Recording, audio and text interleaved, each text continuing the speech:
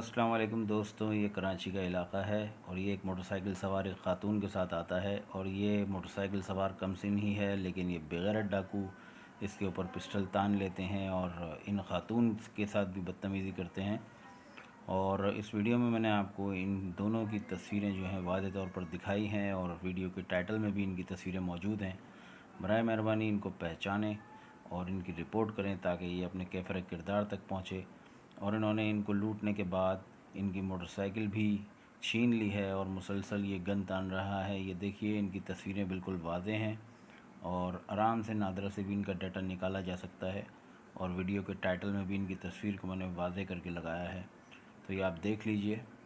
और ये किस तरीके से हमारी माँ व बहनों का भी ख्याल नहीं करते और इन जैसे लोगों ने कराची के अमन को बर्बाद किया हुआ है। अल्लाह इन सब को बेड़ा गर्क करे इनका। और ये किस तरीके से इनकी मोटरसाइकिल लूट कर ले गए और पर्स में जो कुछ भी था वो सामान भी तमाम निकाल लिया। शुक्रिया।